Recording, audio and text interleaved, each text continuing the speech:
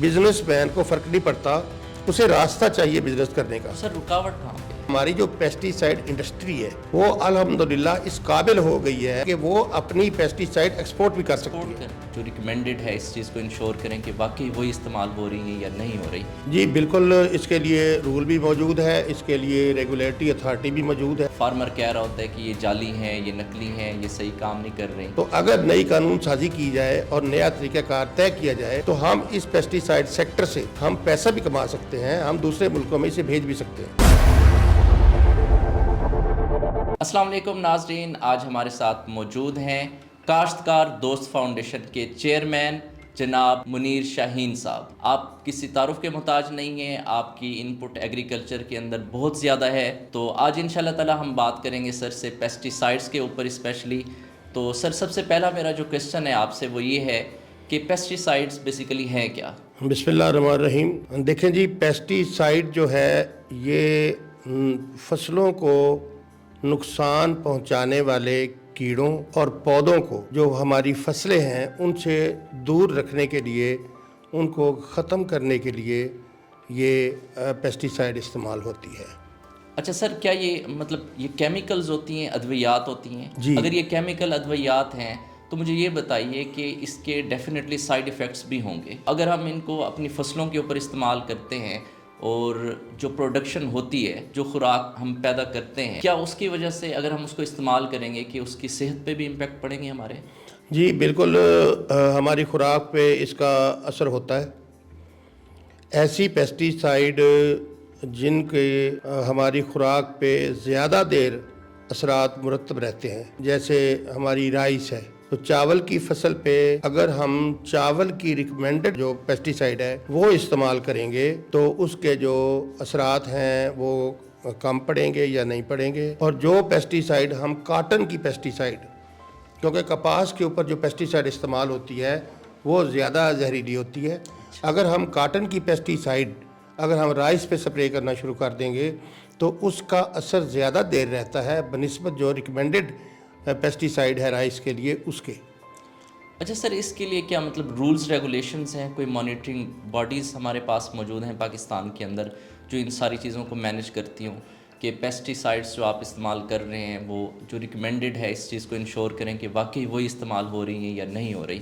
क्योंकि अगर इस तरह से नहीं है तो फिर तो ये जहरी बात है, आप जैसे फरमा रहे हैं कि जहरीली साबित हो सकती हैं, फिर ये तो हमारी सेहत के लिए नुकसान है। जी बिल्कुल, इसके लिए रूल भी मौजूद है, इसके लिए रेगुलेटरी अथॉरिटी भी मौजूद है। हमारा जो डिपार्टमेंट है एक्सटेंशन डिपार्टमेंट, वो भी फार्मर को बताता रहता है। और जो ख़ास कर जो paste warning and quality control department है पंजाब का, इन्वॉल्व है हमारे पेस्टिसाइड की क्वालिटी चेक करने में, और जो हमारे पेस्टिसाइड का बिज़नेस है उसको रेगुलेट करने में, उसको कंट्रोल करने में इस डिपार्टमेंट का बड़ा हाथ है। अच्छा सर, आप फरमा रहे हैं कि मतलब बाकायदा रेगुलेटरी अथॉरिटी मौजूद है, लेकिन उसके बावजूद भी हमें आमतौर पे सुनने में मिलता है कि जो मतलब पेस्टिसाइड्स जो यूज़ होती हैं, फार्मर कह रहा होता है कि ये जाली हैं, ये नकली हैं, ये सही काम नहीं कर रही। तो इसकी क्या वजह है? जहाँ पेस्टिसाइड का नाम आता है ना जी, वैसे जाली का नाम जोड़ दिया गया है। ऐसा बिल्कुल नहीं है। एक वक्त था जब नई नई पेस्टिसाइड आई, लोगों को इल्म नहीं था, लोगों को पता नहीं था, और रेगुलेटरी जो अथॉरिटीज़ थी वो इतनी ज़्यादा एक्टिव नहीं थी, तो उस वक्त ये चीज़ें चलती रही हैं। लेकिन अब जो पेस्टिसाइड इंडस्ट्री है वो बहुत आगे बढ़ चुकी है, और जो गवर्नमेंट के इदारे हैं उन्होंने भी अपने आप को बहुत ज़्यादा मेंटेन कर लिया है, कुछ कानून साजी हो गई है। क्वालिटी कंट्रोल की हद तक जो है पेस्टिसाइड, वो आप देखें कि पिछले 10 साल 15 साल का अगर आप जितने सैंपल होते हैं पेस्टिसाइड कंपनियों के स्टोरों से या दुकानों से, उनका डाटा कलेक्ट किया जाता है, तो मेरा ख्याल है कि उसकी जो परसेंटेज है अनफिट होने की वो 3.5% से ज़्यादा नीचे ऊपर होगी, मतलब इतनी मैक्सिमम रहती है। सर ये तो बहुत ही अच्छी तो बात हाँ, आपने बताई। ये बहुत कम है। मिसकंसेप्शन है। हाँ जी, दूसरे अगर इदारों को आप ले लें, मेडिसिन को ले लें, या जो इंसानी ज़िंदगी बचाने वाली दवाइयाँ हैं उनको ले लें, तो उनकी परसेंटेज बहुत ऊपर है। तो इस लिहाज से तो अगर हक़ाइक़ देखे जाएँ तो 3%, 3.5% या 4% ये कोई परसेंटेज कंट्रोल्ड पेस्टिसाइड کی عکاسی کرتی ہے. یہ ایسی پرسنٹیج نہیں ہے کہ اس کو ہم بالکل ہی کوئی پیسٹی سائڈ کے ساتھ 2 نمبر کا لفظ اٹیچ کر دیں. اچھا سر، ایک اہم سوال، کیا ہمارے پاس کوئی الٹرنیٹ بھی موجود ہے؟ لائک آج کل جیسے آرگینک فوڈ کی بات بہت زیادہ پوری دنیا کے اندر مطلب اس پہ کام بھی ہو رہا ہے، تو کیا ہمارے پاس بھی ایسا آپشن ہے کہ ہم پیسٹی سائڈس کو چھوڑ کے کسی آرگینک طریقے سے ہم مطلب پروڈیوس کریں؟ کیا جنوبی پنجاب کی زمین اس قابل ہے کہ ہم آرگینک طریقے سے چیزوں کو پیداوار ہم اپنی بڑھا سکیں یا پیداوار حاصل کر سکیں؟ جی بالکل، آرگینک فارمنگ کی ضرورت بھی ہے، اور آرگینک فارمنگ پہ کچھ لوگ ہماری فاؤنڈیشن کے بھی اور کچھ دوسرے دوست کام بھی کر رہے ہیں. لیکن اس وقت جو ضرورت ہے نا جی، وہ جو پیسٹی سائڈ کا قانون بنا تھا نا جی، وہ بنا تھا 1971 میں، اور 1971 کے بعد تھوڑی بہت تبدیلیاں کی جاتی رہیں، لیکن جو بیسک سٹرکچر تھا اس کا آئین قانون کا، وہ تبدیل نہیں کیا گیا، اس کے رولز تبدیل نہیں کیے گئے. تو اس سے یہ ہوا کہ جو انٹرنیشنلی جو انوائرمنٹ تھا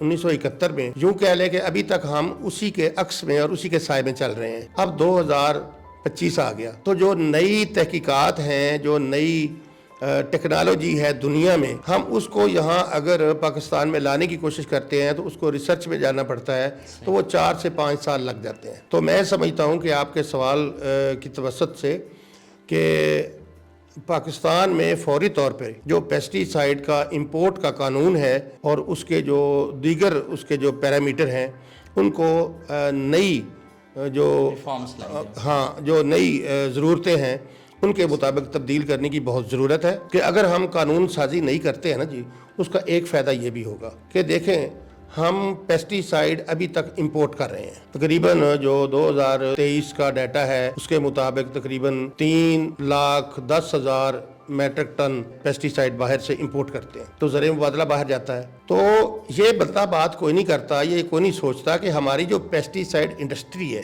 وہ الحمدللہ اس قابل ہو گئی ہے، وہ اس پوزیشن میں آ چکی ہے کہ وہ اپنی پیسٹی سائڈ ایکسپورٹ بھی کر سکتی ہے. تو اگر نئی قانون سازی کی جائے اور نیا طریقہ کار طے کیا جائے تو ہم اس پیسٹی سائڈ سیکٹر سے ہم پیسہ بھی کما سکتے ہیں، ہم دوسرے ملکوں میں اسے بھیج بھی سکتے ہیں. اچھا سر، میرا ایک اور سوال ہے. ابھی چونکہ ہم آرگینک فوڈ کی ہم بات کر رہے تھے، آپ نے ایگری کیا کہ آرگینک فوڈ جو ہے مطلب وہ ڈیفینیٹلی ضروری ہے، اس کی ضرورت بھی ہے. آپ نے جی بالکل. اگر اس کی ضرورت ہے تو اس کے باوجود بھی ہم مطلب کوئی اتنے انیشیٹو ہمارے سامنے نہیں ہے آرگینک فوڈ کے اوپر. کیا اس کی وجہ یہ تو نہیں ہے کہ کہیں پیسٹی سائڈس کے جو لوگ ہیں یا پیسٹی سائڈ کا جو بزنس ہے وہ خطرے میں پڑ جائے؟ دیکھیں، یہ تاثر عمومی طور پہ موجود رہتا ہے مارکیٹ میں کہ جو پیسٹی سائڈ بیچنے والے لوگ ہیں ان کو اگر وہ آرگینک کی طرف دنیا آ جاتی ہے تو ان کا بزنس خراب ہونے کا خطرہ ہے، اس لیے وہ ریزسٹنٹ پوزیشن میں رہتے ہیں اور وہ اس کے مخالف کام کرتے رہتے ہیں. تو میرا خیال ہے کہ ایسا نہیں ہے. اس کی وجہ یہ ہے کہ جو پیسٹی سائڈ کے بزنس مین ہے وہ ایکچولی بزنس مین ہے. اگر پاکستان میں کوئی نئی ٹیکنالوجی آتی ہے تو وہ اپنا پیسہ اس پہ شفٹ کر دے گا. اسے تو منافع چاہیے نا، بزنس مین کو تو فائدہ چاہیے. اگر کوئی آرگینک پیسٹی سائڈ پاکستان میں آتی ہے، گورنمنٹ کہتی ہے اسے لے کے آؤ، وہ اپنا پیسہ اس پہ شفٹ کر دیں گے. بزنس مین کو فرق نہیں پڑتا، اسے راستہ چاہیے بزنس کرنے کا. سر رکاوٹ کہاں پہ ہے؟ جو قانون سازی ہے پیسٹی سائڈ کے حوالے سے اور آرگینک پیسٹی سائڈ کے حوالے سے، اس کی ضرورت ہے. 2 سال 3 سال پہلے آرگینک پیسٹی سائڈ کی پاکستان میں رجسٹریشن کے حوالے سے کچھ قانون سازی کی گئی، لیکن وہ ابھی تک دبی پڑی ہے، اس کا کوئی ایفیکٹ نہیں ہوا. اس پہ کسی کو فورس نہیں کیا گیا، کسی کو بتایا نہیں گیا کہ جناب آپ اس کو امپورٹ کر سکتے ہیں، کہاں انڈسٹری ہے، یا اس کو اس قانون سازی کو لاگو نہیں کیا گیا. اچھا سر، میرا ایک اور سوال آپ سے ہے.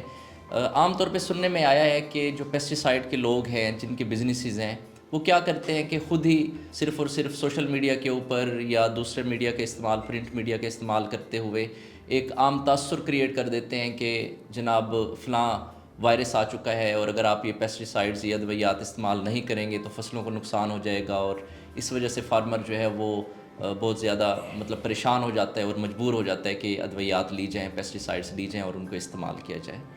نہیں، دیکھیں یہ تاثر غلط ہے. اس کی وجہ کیا ہے کہ یہ جو ذمہ داری ہے فصلوں کے اوپر کس وقت کس مکھی نے، کس سنڈی نے یا کس بیماری نے اٹیک کیا ہے، یہ کوئی پیسٹی سائڈ کمپنیوں کا ہے ہی نہیں. یہ ہے pest warning and quality control of pesticide کا جو सूबाई इदारा है महकमा ज़राअत का, ये उसकी ज़िम्मेदारी है। उसका जो नाम है पेस्ट वार्निंग, ये उससे ज़ाहिर होता है कि वो जो पेस्ट आता है हमारी फसलों पे उसको वार्निंग करता है, उसको आम करता है कि हमारे फ़लाँ इलाके में फ़र्ज़ करें अब कपास काश्त होने वाली है तो कपास के ऊपर जो कीड़ा आएगा या जो बीमारी आएगी, ये पेस्ट वार्निंग डिपार्टमेंट की ज़िम्मेदारी है कि वो वहाँ फील्ड में जाए और उसको अपने डायरेक्टर जनरल को लिखे कि जी फ़लाँ इलाके में फ़लाँ बीमारी या फ़लाँ कीड़ा वो नुकसानदेह हद तक पहुँच चुका है और उसके ऊपर आप मतलब पेस्टिसाइड रिकमेंड करें। हम बात कर रहे थे ज़रई माहिर जनाब मुनीर शाहीन साहब के साथ और हमने एक अच्छी गुफ्तगू की और पेस्टिसाइड्स के हवाले से हम अगर कंक्लूड करें अपनी इस डिस्कशन को तो ज़्यादातर ये बात सामने आई है कि आम तौर पे जो है वो मिसकंसेप्शन जो है वो सोसाइटी के अंदर बहुत ज़्यादा है पेस्टिसाइड्स के हवाले से। और उसके बाद उन्होंने जो अहम बात कही वो ये है कि कानून साजी के अंदर जो है वो बहुत सारी ऐसी तब्दीलियाँ ज़रूरत है, ज़रूरी हैं और उससे क्या होगा कि अब हम इस काबिल भी हो चुके हैं कि हमारी जो अद्वियात हैं, जो ज़रई अद्वियात हैं, वो ना कि हमारी ज़रूरियात पूरे करने के काबिल पाकिस्तान ख़ुद हो चुका है बल्कि उनको एक्सपोर्ट करने के काबिल भी हो चुका है।